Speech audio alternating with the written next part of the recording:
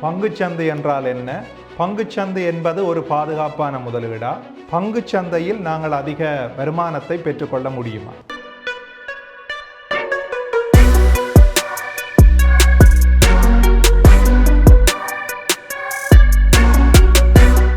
அனைவருக்கும் வணக்கம். நான் சட்டத்தரணி தனஞ்சயன். இந்த வீடியோவில் நாங்கள் பார்க்க போகிற விடயம் இலங்கையினுடைய பங்குச்சந்தை தொடர்பாக பார்க்க போகிறோம். பங்குச்சந்தை தொடர்பாக நாங்கள் பார்க்கறதுக்கு முதல் பணத்தினுடைய முக்கியத்துவம் தொடர்பாக நன்கறிந்தவர்களாக நாங்கள் இருக்க வேண்டும். இன்றைய உலகில் ஒரு தனிநபர் தொடக்கம் சர்வதேச வல்லரசு நாடுகள் வரை பணமும் வளமும் பொருளாதாரமும் இன்றியமையாத ஒரு கூறாக இருக்குது. உலகளாவிய ரீதியில் தற்பொழுது இடம்பெற்று கொண்டிருக்கின்ற பல்வேறு யுத்தங்களும் வளத்தையும் பணத்தையும் பொருளாதாரத்தையும் அடிப்படையாக கொண்ட யுத்தங்களாக காணப்படுது. அந்த வகையில் ஒரு தனிநபர் தொடக்கம் ஒரு தேசம் அல்லது நாடு வரை மிக அத்தியாவசியமான ஒரு விடயமாக பணமும் பொருளாதாரமும் காணப்படுது. அந்த அடிப்படையில் ஒவ்வொரு தனிப்பட்ட நபரும் தான் பணத்தை தேடவும் தேடிய பணத்தை சேமிக்கவும் பணத்தை பெருக்கவும் தலைப்பட்டவனாக காணப்படுகின்றார். நாங்கள் பல்வேறு கடினமான சந்தர்ப்பங்கள் ஊடாக உழைக்கின்ற இந்த பணத்தை சரியாக சேமிக்கவும் சரியாக அந்த பணத்தை பெருக்கிக் கொள்ளவும் அறிந்த நபர்களாக காணப்பட வேண்டும். உண்மையில் நாங்கள் அது போன்ற விடயங்களை நிதி முகாமைத்துவத்தின் ஊடாக கற்றுக்கொள்ளலாம். பணத்தை வைத்திருக்கின்ற ஒரு நபருக்கு சில வழிகள் காணப்படும். அந்த பணத்தை சேமிக்கவும் முதலிடவும் முதலாவது வழியாக நாங்கள் பார்க்கலாம், அவர் பணத்தை பணமாக வைத்திருக்கலாம். இரண்டாவதாக வங்கியில் சேமிப்பு வைப்பிலோ அல்லது நிலையான வைப்பிலோ வைப்பிலிட முடியும். மூன்றாவதாக அந்த பணத்தை கொண்டு தங்கத்தையோ வெள்ளியையோ கொள்வனவு செய்ய முடியும். நான்காவதாக அந்த பணத்தை கொண்டு காணி கட்டடங்களை கொள்வனவு செய்ய முடியும். ஐந்தாவது உபாயமாக நாங்கள் பார்க்கக்கூடிய விடயம்தான் பங்கு சந்தையில் முதலீடு செய்வது.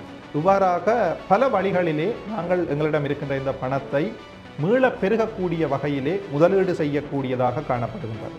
அண்மைய காலகட்டங்களில் முதலீட்டுக்கான மிகச்சிறந்த ஒரு வழியாக அறியப்படுகின்ற ஒரு இடம் பங்குச்சந்தையாக காணப்படுகின்றது.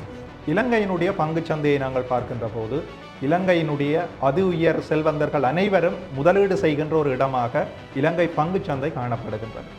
அன்றாட வாழ்விலே நாங்கள் நன்கு அறிகின்ற இலங்கையினுடைய மிகப்பெரிய கம்பெனிகள், அது காகில்ஸ் ஃபுட் சிட்டியாக இருக்கலாம், தொலைத்தொடர்பு சேவை வழங்குகின்ற டயலாக் நிறுவனமாக இருக்கலாம், வங்கிகள் என பார்க்கின்ற போது HNB வங்கியாக இருக்கலாம், கமர்ஷியல் வங்கியாக இருக்கலாம், செலான் வங்கியாக இருக்கலாம்.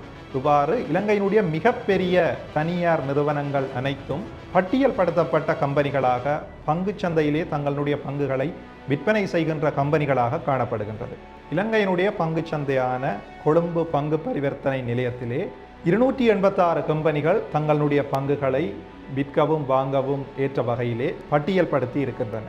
இலங்கையினுடைய எந்த பிரஜையும் சென்ட்ரல் டிபாசிட் சிஸ்டத்திலே உள்ள கணக்கொன்றை ஆரம்பிப்பதன் ஊடாக இலங்கையிலே கொழும்பு பங்கு பரிவர்த்தனை நிலையத்தில் பட்டியல்படுத்தப்பட்ட கம்பெனிகளின் பங்குகளை கொள்வனவு செய்யக்கூடிய ஒரு நபராக மாற முடியும். கம்பெனிகள் அதிக மூலதனத்தை திரட்டுவதற்காக தமது பங்குகளை பங்கு சந்தையிலே பட்டியலிட்டு விற்பனை செய்கின்றன. உண்மையில் அந்த பங்குகளை கொள்வனவு செய்வதன் ஊடாக கொள்வனவு செய்கின்ற நபர்கள் அந்த கம்பெனிகளினுடைய பங்குதாரர்களாக, அதாவது பகுதியளவான உரிமையாளர்களாக வரக்கூடிய சந்தர்ப்பங்கள் காணப்படுகின்றன.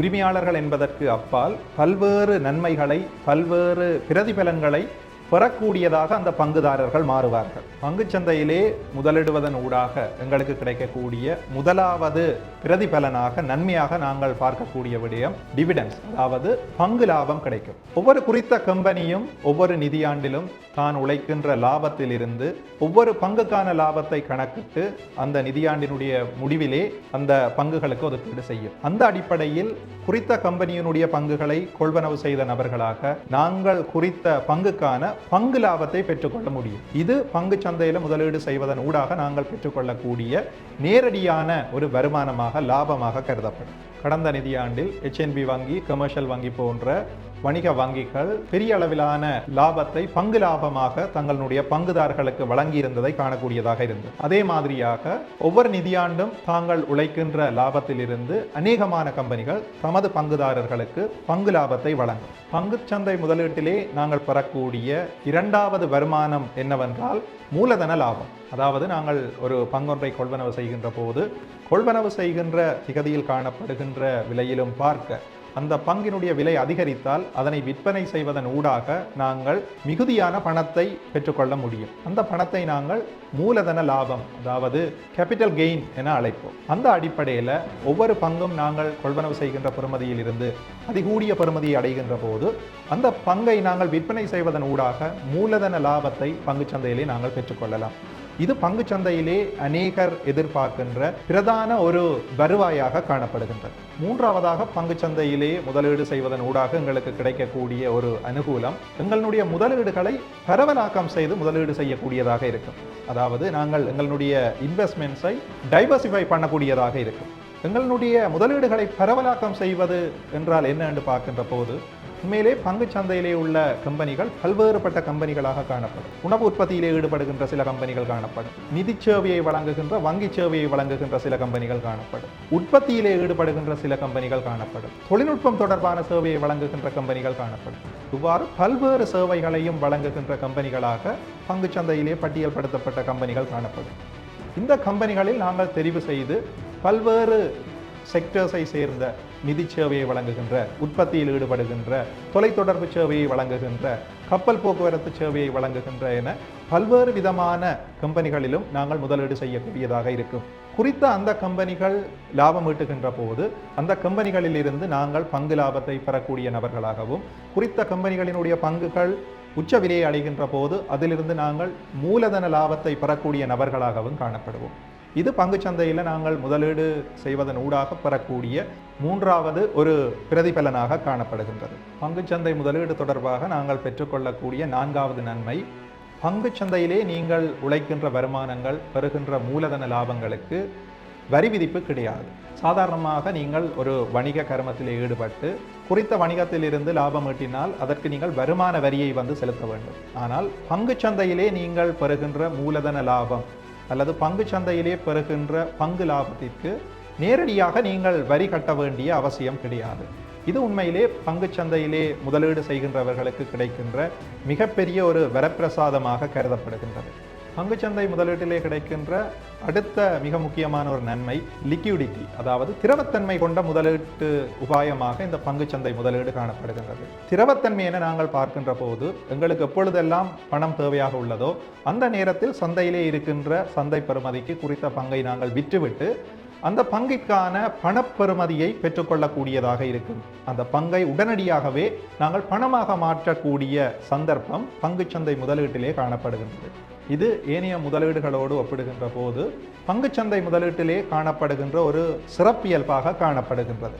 பங்குச்சந்தை முதலீடு தொடர்பான அடுத்த மிக முக்கிய ஒரு நன்மை, பணவீக்க காலங்களிலும் பங்குச்சந்தை பணவீக்கத்திற்கு ஏற்றால் போல் செயற்பட்டு மிகப்பெரிய இழப்பை முதலீடு செய்தவர்களுக்கு ஏற்படுத்தாத ஒரு முதலீட்டு வழிமுறையாக காணப்படுகின்றது. ஏனைய முதலீடுகளிலே பணவீக்க காலப்பகுதிகளில் மிகப்பெரிய இழப்பு முதலீட்டாளர்களுக்கு ஏற்படும். ஆனால் பங்கு சந்தையை பொறுத்தவரையில் ஏனைய முதலீடுகளோடு ஒப்பிடுகின்ற போது பணவீக்க காலத்திலும் அனுகூலத்தை பெற்றுத்தரக்கூடிய வகையிலே பங்குச்சந்தை முதலீடுகள் காணப்படும். இது பங்குச்சந்தை முதலீடு தொடர்பான பெரிதொரு வரப்பிரசாதமாக, பெரிதொரு நன்மையாக காணப்படுகின்றது. பங்குச்சந்தை முதலீடு தொடர்பாக நாங்கள் பார்க்கின்ற போது எங்களுக்கு முன்னாலே இன்னொரு கேள்வி ஒன்று எழலாம். பங்குச்சந்தை முதலீடு முற்று முழுக்க பாதுகாப்பானதா என சொல்லி. உண்மையிலே முதலீடுகள் என வருகின்ற போது அந்த முதலீடுகளின் லாப வீதத்திற்கு ஏற்றால் போல நட்ட அச்சமும் சேர்ந்தே காணப்படும். பங்குச்சந்தை முதலீட்டிலும் அவ்வாறான சில நட்ட அச்சங்கள் காணப்படும். சில வேளைகளிலே நாங்கள் 100 ரூபாய்க்கு கொள்வனவு செய்கின்ற ஒரு பங்கானது அடுத்த ஒரு நாளிலோ 2 நாளிலோ அல்லது ஒரு கிழமையிலோ ஒரு மாதத்திலோ 80 ரூபாய்க்கு வீழ்ச்சியடைய முடியும். அந்த சந்தர்ப்பங்களில் அது ஒரு வீழ்ச்சியாக, இழப்பாக குறித்த பங்காளருக்கு காணப்படும். ஆனால் மீண்டும் அந்த பங்கு 80 ரூபாயிலிருந்து 150 ரூபாயை சென்றடையக்கூடிய சந்தர்ப்பங்களும் காணப்படுகின்றது. இது பங்கு சந்தையிலே தொடர்ச்சியாக மாறி மாறி ஏற்படக்கூடிய ஒரு நிகழ்வாக காணப்படுகின்றது. ஆனால் பங்காளர்கள் தாங்கள் சிறந்த கம்பெனிகளை தெரிவு செய்து நீண்டகால நோக்கிலே முதலீடு செய்கின்ற சந்தர்ப்பத்திலே குறித்த முதலீடுகளிலிருந்து சிறந்த வருமானத்தை, பங்கு லாபத்தை, மூலதன லாபத்தை பெறக்கூடிய சந்தர்ப்பங்கள் அதிகமாகவே காணப்படுகின்றன. இலங்கையிலே 2022ஆம் ஆண்டு மிகப்பெரிய ஒரு பொருளாதார நெருக்கடியை சந்தித்த போது கிட்டத்தட்ட 8000ஆக இருந்த இலங்கையினுடைய பங்கு சுட்டியானது கடந்த சில மாதங்களுக்கு முன்னர் 23,000 விட அதிகரித்த பெருமானத்தை அடைந்ததை காணக்கூடியதாக இருந்தது. உண்மையில இது ஒரு மிகப்பெரிய அதிகரிப்பு. கிட்டத்தட்ட 3 வருட காலப்பகுதியில் மிகப்பெரிய அதிகரிப்பை மிகப்பெரிய வெளியேற்றத்தை இலங்கையினுடைய பங்கு சந்தை காட்டியிருந்தது. பல முதலீட்டாளர்கள் கோடிக்கணக்கான வருமானத்தை இந்த வெளியேற்றத்தில், இந்த பங்கு விலை அதிகரிப்பின் ஊடாக பெற்றிருந்தார்கள். அதே போல மத்திய கிழக்கு பிரதேசத்திலே தற்பொழுது இடம்பெற்றுக் கொண்டிருக்கின்ற யுத்த சூழல் காரணமாக கடந்த சில வாரங்களாக பங்குகளினுடைய விலைகள் சடுதியாக குறைந்ததையும் நாங்கள் காணக்கூடியதாக இருக்கின்றது. உண்மையிலே இந்த ஏற்ற இறக்கங்கள் தொடர்ச்சியாக இடம்பெறும். உண்மையிலே முதலீட்டாளர்கள் பொருளாதார சூழலை நன்கறிந்து முதலிடுவதன் ஊடாக சிறந்த வருமானத்தை தொடர்ச்சியாக பெற்றுக்கொள்ள முடியும். உண்மையிலே பங்குகளிலே முதலீடு செய்வதற்கு சிறந்த ஒரு காலப்பகுதியாக அந்த பங்குகளினுடைய விலை வீழ்ச்சி அடைகின்ற காலப்பகுதிகள் காணப்படுகின்றது. அந்த அடிப்படையில் பங்குச்சந்தையிலே முதலீடு செய்ய விரும்புகின்ற நபர்கள் முதலீடு செய்வதற்கான உகந்த காலப்பகுதியாக தற்போதைய இந்த விலையிறக்க காலப்பகுதி காணப்படுகிறது. பல்வேறு பங்கு தரகர் நிறுவனங்கள் இலங்கையிலே காணப்படுகின்றது. அந்த நிறுவனத்திலே ஒரு நிறுவனம் ஊடாக நீங்கள் விண்ணப்பத்தை செய்து அதன் ஊடாக இலங்கையினுடைய பங்கு சந்தையிலே நீங்கள் முதலீடு செய்ய முடியும். உண்மையிலே முதலீடுகளிலே ஒரு சிறந்த முதலீடாக, அதிக வருமானம் பெறக்கூடிய ஒரு முதலீடாக பங்கு சந்தை முதலீடு இன்றும் காணப்படுகின்றது. அந்த அடிப்படையில் இந்த பங்கு சந்தை முதலீடுகள் தொடர்பாக நாங்கள் பூரணமான ஒரு அறிவை பெற்ற நபர்களாக இருந்தால் அந்த முதலீடுகளின் ஊடாக எங்களுடைய பொருளாதாரத்தை இன்னமும் அதிகரிக்கக்கூடியதாக இருக்கும். இலங்கையினுடைய பங்குச்சந்தை முதலீடுகள் தொடர்பான உங்களுடைய கருத்துக்களை நீங்கள் இந்த வீடியோவினுடைய கமெண்ட் பகுதியில் குறிப்பிடலாம். இது போன்ற வீடியோக்களை நீங்கள் தொடர்ச்சியாக பார்வையிடணும் என்று சொல்லி சொன்னால் இந்த தனஞ்சயன் LLB என்கின்ற தளத்தை சப்ஸ்கிரைப் பண்ணி கொள்ளலாம்.